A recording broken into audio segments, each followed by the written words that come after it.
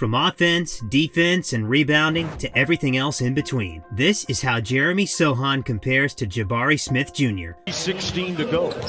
First up, who's the better scorer? Since both athletes were just drafted last year, they don't have much experience under the belt. That also means their offensive firepower isn't the best as of now, but still, they're not doing too bad for a couple of rookies. Starting with Jeremy, he's played in 47 contests this year and gets about 25.7 minutes of playing time per game. And I'd say he's making the most of it, as he's putting up 10.1 points per game, which is pretty decent for a rook. Plus, Sochan's career high of 30 points against Phoenix is proof enough of how good he can be once he really gets going. Now for Jabari. He's played in 54 games this season, averaging almost 30 minutes of playing time. Much like Jeremy, he's making the most of it and putting up 11.9 points per contest. Again, for a rookie, that's solid. What's more, his career high of 27 points also shows everyone that he's capable of going out there and dropping 25 plus. So as you can see, their scoring ability's pretty close, and that makes it tough to decide on who to give the edge here. But I'll have to give it to Sochan because he's averaging almost the same amount of points as Jabari despite playing fewer minutes per game.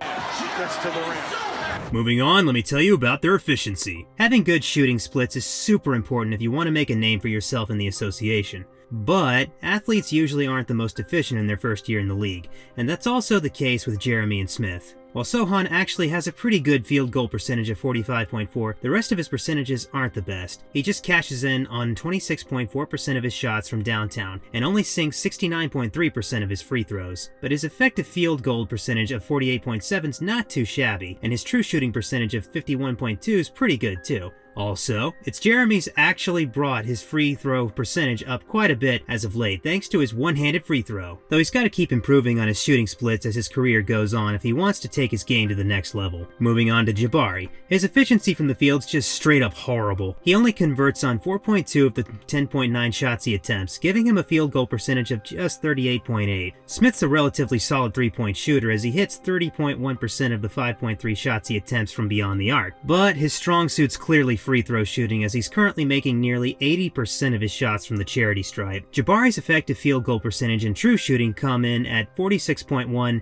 and 50. And while that's good, Sochan's numbers are better. So I'm giving the advantage to Jeremy once again because he's more efficient all around. I'm telling you that the whole group. Next up, who's better at setting up their teammates? Now I know that since they're both power forwards, dishing dimes isn't their responsibility for the most part, but that doesn't mean they can get away with being terrible passers. So far, Sochan's assist numbers aren't anything too crazy, as he averages 2.5 per game, with his career high of 6 coming against the Pelicans, while his assist-to-turnover ratio rests at 1.47 to 1. That's not bad, but it's not good either. Now for Jabari. His assist numbers are just plain terrible. The athlete only averages 1.2 per game, and to make matters worse, he averages 1.5 turnovers. That gives Smith an assist-to-turnover ratio of 0.8 to 1, but I guess that's to be expected from an athlete who only has a career high of 4 dimes, so the edge clearly goes to Jeremy once again. Am I bouncing?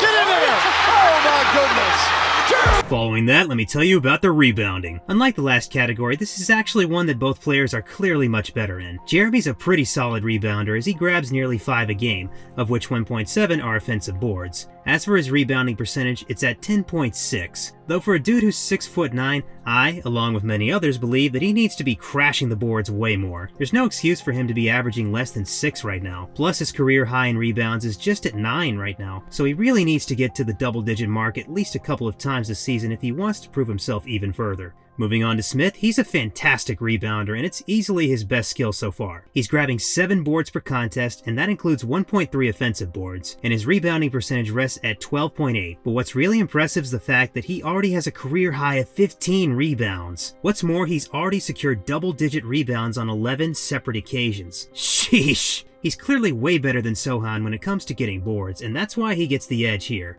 Offensive show here.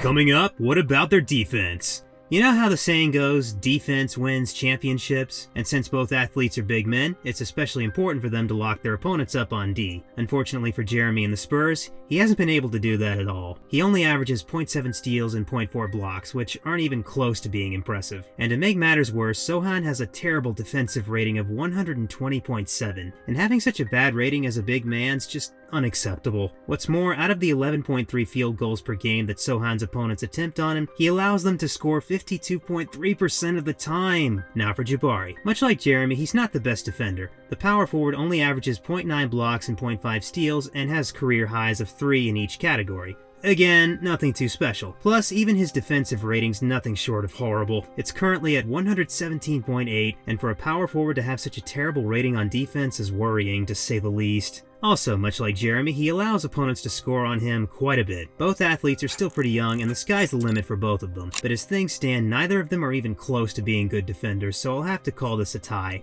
Pair of double-digit losing streaks. Hopefully, as their careers progress, they can work on this, or else they might not get too many chances in the future. Away, inside, Sochan. Up next, I'm going to take a deep dive into their advanced stats. Starting with Sochan, he has a player efficiency rating of 11, which is below average, and the type of number you'd expect from a rookie. As for his box plus minus, it's not too great as it rests at minus 1.4, and Jeremy's value over replacement player score isn't all that better because it's currently at minus 0.6. Moving on to Smith. His player efficiency rating's even lower than Jeremy's as it comes in at 9.9. And to make matters worse for Jabari, his box plus minus is currently at minus 4.4. What's more, his value over replacement player scores at minus 1. Many would argue that these stats are useless, but others treat them as if they're super important. But whatever you think, it's clear that they both have some underwhelming advanced stats to say the least. And that's why I'm gonna have to call it a tie once again. In that class, made 146 and a rate of 41. Coming up, who came out on top in their head-to-head matchup? When the Spurs and the Rockets met on the 19th of December 2022, Jeremy and his Spurs came out on top. San Antonio won 124-105, with Sochan dropping 12 points, 7 rebounds, 2 assists, and 1 block on some stellar efficiency. Jabari, on the other hand, scored 9 points, 8 rebounds, 1 steal, and 1 block. While those numbers are good, his shooting splits were simply horrible. Plus, he played 7 more minutes than Jeremy, yet he still couldn't outplay him. So I'm giving the advantage to Sochan here. Second year out of Virginia as an undrafted guy. Finally, who has the higher ceiling? Right now, both rookies have shown glimpses of how promising they can be, and there's no doubt that they can be two of the most notable power forwards in the league as their careers progress. Maybe one of the nicest players to ever put on an NBA jersey. While there are a bunch of things that both athletes need to polish up, I can definitely see them being solid double-double guys for their squads over the next few years. But in my opinion, Sochan has the potential to become one of the cornerstones of the Spurs franchise, alongside Devin and Kendall. Some of you might disagree with me, but based on what I've seen so far, Sochan has a super high ceiling. I genuinely believe he'll be one of the league's best power forwards so long as he keeps putting in the work. And given how quickly he changed up his free throw technique when he saw the two-handed ones weren't working, tells me all I need to know about his drive. So I'm giving the advantage to Jeremy here, and overall as well. That's it for this video. See you in the next one.